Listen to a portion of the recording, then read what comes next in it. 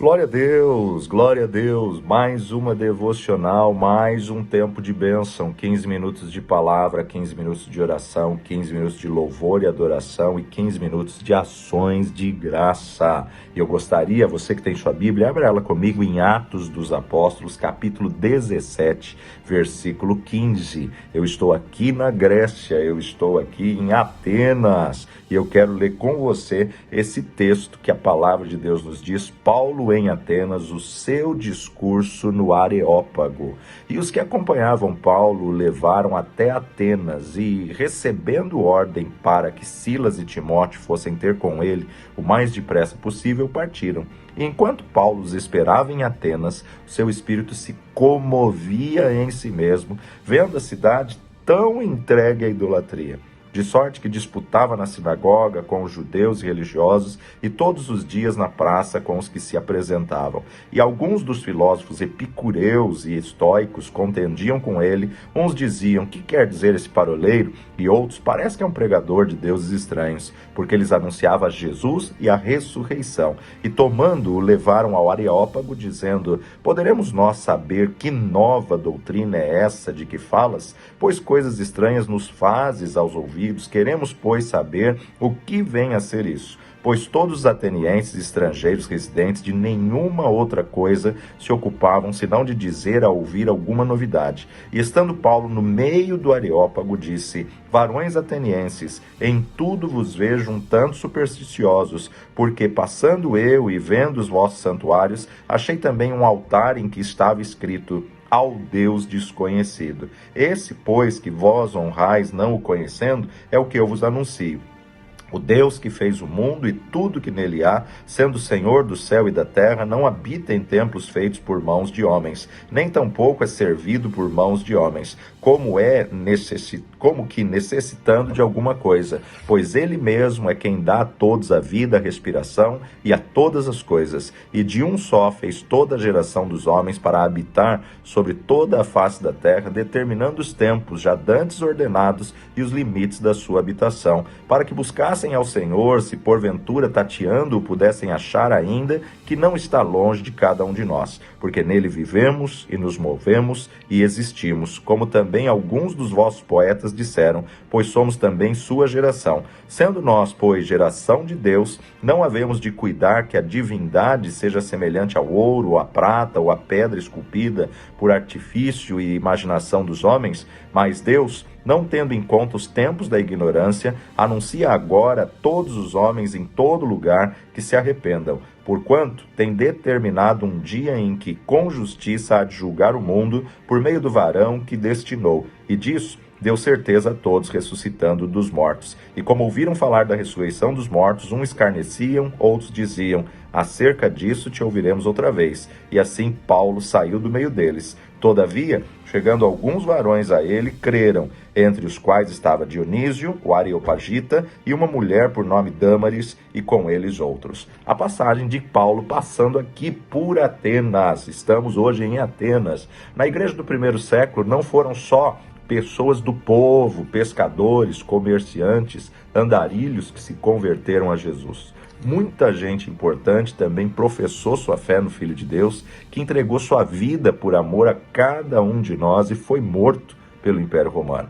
É uma grande verdade que tudo coopera para o bem dos que amam e servem a Deus. Nós vemos sempre um fim proveitoso, pois tudo que Deus faz visa um fim específico, em função de algum desígnio do Altíssimo.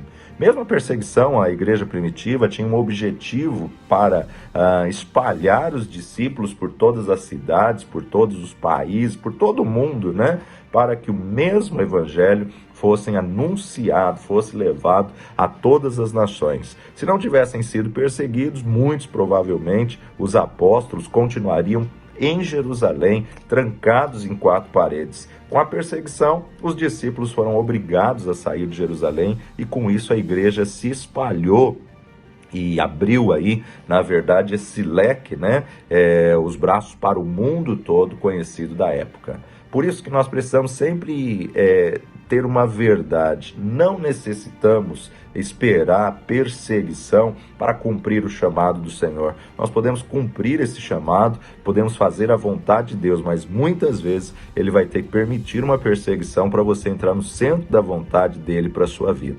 Depois da conversão de Paulo, Deus tinha um elemento diferente de todo o resto do colégio apostólico do Cordeiro, diferente de todos os 12, porque Paulo era um homem culto, era um homem erudito, era um homem intelectual, e como já falamos aqui em algumas das nossas lives, né, o fim proveitoso da conversão de Paulo era justamente pregar a doutrina cristã para pessoas de nível social mais elevado, e foi isso que aconteceu. Paulo já estava sendo taxado de encrenqueiro, porque todo lugar que ele pregava, ele tinha que sair fugido. Ele queria ir pregar o evangelho na Ásia, mas o Espírito Santo não permitiu, conduzindo a Macedônia. E por meio da revelação, através de uma visão, só que foi expulsar o demônio de uma mulher com o espírito de adivinho, ele vai para a praça pública, ele é surrado, ele é chicoteado, ele é preso, e no cárcere interior, perto da meia-noite, ele estava orando e cantando hinos a Deus, e os alicerces do cárcere se moveram, só que tiveram que sair da cidade. E aí dali eles vão para Tessalônica. Vamos passar nessa caravana em Tessalônica também. Foram na casa em que ele estava hospedado, casa de Jason, e o prenderam e o fizeram pagar a fiança e assinar um documento de que Paulo não viria mais para a cidade. E Jason, além de pagar a fiança para si próprio, né, porque Jason que foi preso ali, a gente observa aí essa situação constrangedora, né, ao qual eles queriam fazê-lo aí uma situação realmente para tentar impedir o poder do evangelho. Mas dali eles foram para Bereia, também vamos estar visitando Bereia, você vai conferir aí as fotos e as reportagens que nós vamos gravar. Esses judeus de Tessalônica, ao saber disso, foram lá e os tiraram da cidade. Então, nessa ida para Atenas, ele está se controlando, ele está sendo amigável, mas não conivente com o pecado. Ele está sendo estratégico. Quando Paulo e Silas estavam em Tessalônica, Paulo pregava Jesus, disputando espaço nas sinagogas, e muitas pessoas se converteram. Aqui nesse verso, capítulo 17, verso 12, de sorte que muitos creram, muitos deles, e também mulheres gregas da classe nobre, e não poucos varões, né? E interessante também a gente ver Atos 17, 4, e alguns deles creram e ajuntaram-se com Paulo e Silas, e também uma grande multidão de gregos religiosos e não poucas mulheres distintas. A conversão de mulheres gregas, nobres, e algumas são descritas como mulheres principais, foi um grande impulso à evangelização, porque era uma porta aberta para a conversão de muitos nobres gregos. A 2, porque Jesus sabia da generosidade feminina e efetivamente foram essas mulheres que sustentaram financeiramente a expansão do evangelho, né? Por outro lado, havia muita perseguição, uma nova crença, uma nova fé, e tinha muitas seitas, muitos idólatras que resistiam. Tanto Paulo quanto todos os outros irmãos não tinham uma vida fácil, uma vida prática, não podiam pregar livremente, e hoje não é, na verdade, diferente disso tudo. Estamos vivendo um período em que está se assemelhando muito à igreja primitiva para fechar o ciclo, né? E também para cumprir a palavra do Senhor. E aí, então, Paulo tinha que ir a uma praça pública, subir ali no banquinho da praça pública para falar de Jesus, e diante dessa realidade, havia lutas, perseguições, havia batalhas, havia confrontos e conflitos em toda a situação, né? A Grécia dos tempos de Paulo era bem diferente dos dias de hoje, e que está aí diante dessa realidade, mergulhada em tantas e tantas coisas, mas sempre foi um local de filósofos, sempre foi um local de grandes personagens. A Grécia sempre foi aí um passo muito importante, principalmente na visão de Nabucodonosor, o terceiro império, né, equivalente à cintura de bronze, o terceiro império equivalente ao leopardo, Alexandre o Grande, e tantas outras coisas que a gente pode extrair aqui de conhecimento na Grécia. Na época de Paulo, a capital da Grécia, Atenas, Atenas. Aí a gente observa, era uma das cidades mais importantes do mundo, o berço dos filósofos, onde se forjou a expressão civilização ocidental, até hoje utilizada para descrever a civilização moderna, e Paulo foi então para esta capital onde nós estamos aqui hoje. Atenas era o centro cultural do Império Romano. Nenhuma cidade dava tanta ênfase às artes, à poesia, à filosofia, como a situação de Atenas. Mas, ao mesmo tempo, era também uma das cidades mais idólatras do Império Romano.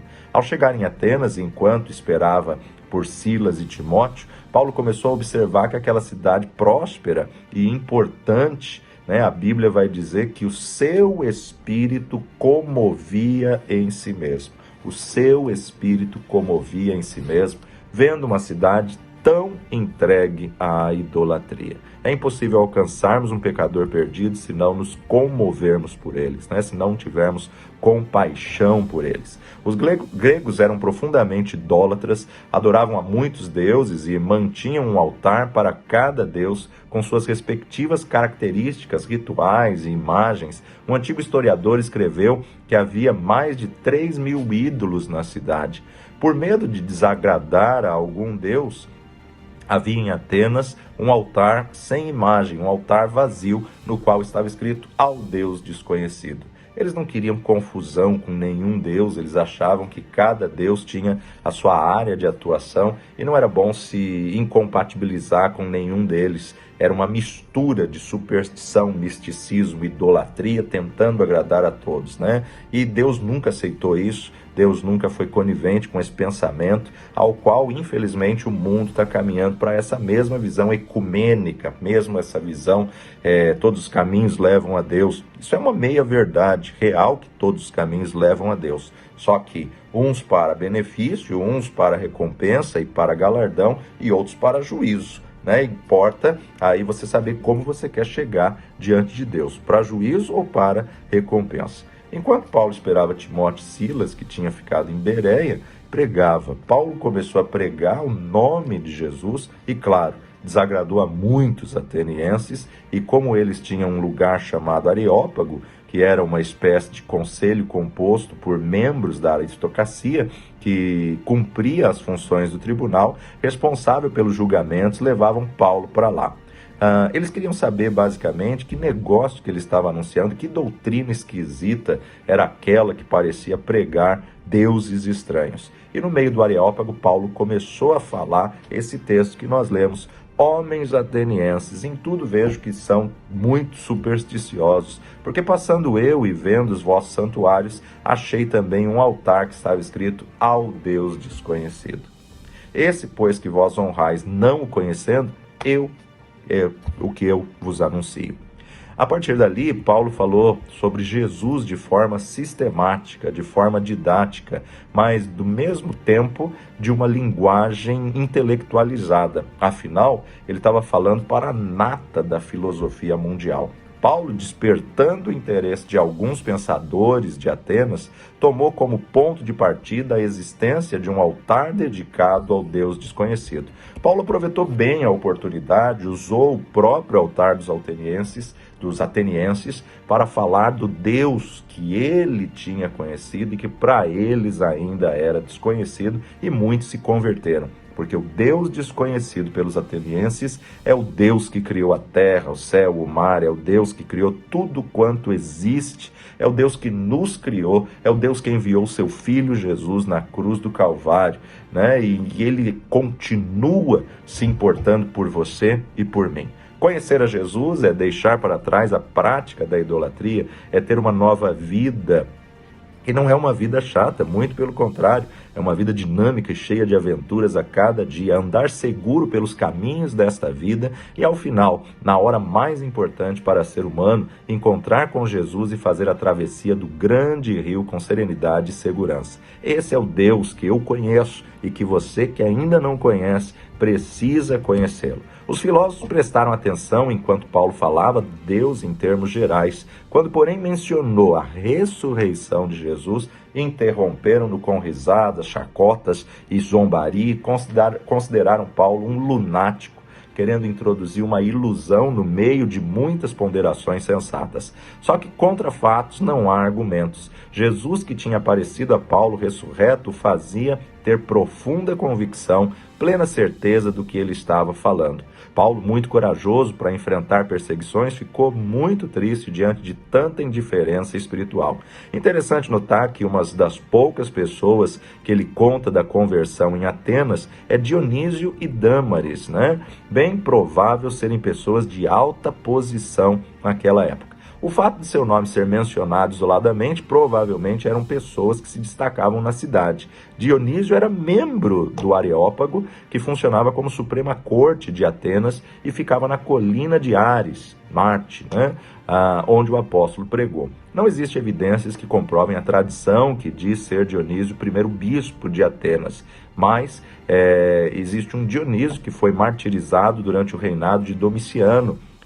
Cremos aí ser até a mesma pessoa, pois a história afirma que o primeiro bispo de Atenas ser então um homem chamado Dionísio. E Paulo cita dessa experiência de conversão de Dionísio, é provável que seja o mesmo personagem. A questão não é o lugar, não é a estratégia, não é a forma, nem a mensagem, mas a questão hoje é que muitas pessoas ainda não conhecem a Deus e como ouvirão se não há quem pregue. Paulo pegou o gancho para criar uma estratégia para falar sobre o altar ao Deus desconhecido, e não necessitamos atacar ao erro, precisamos pregar a verdade, mas pregar a verdade com a plenitude do Espírito para fazer a diferença e levar outras vidas a conhecer a Cristo. Deus continua desconhecido para muita gente até os dias de hoje, e o discurso de Paulo continua muito atual nos dias de hoje. Pai de amor e Deus bendito, levanta-nos, ó Pai, cada dia para sermos testemunhas vivas, para anunciarmos e propagarmos o Teu Evangelho, a Tua Palavra. Sê conosco, sustenta, fortalece-nos, ó Pai, e abençoa aqueles que ainda não conhecem a Tua Palavra, que o Senhor tem sido desconhecido para eles, que eles possam ter uma oportunidade de conhecerem no nome precioso de Jesus. Valeu demais, diretamente de Atenas, Grécia. Que Deus abençoe a sua vida poderosamente.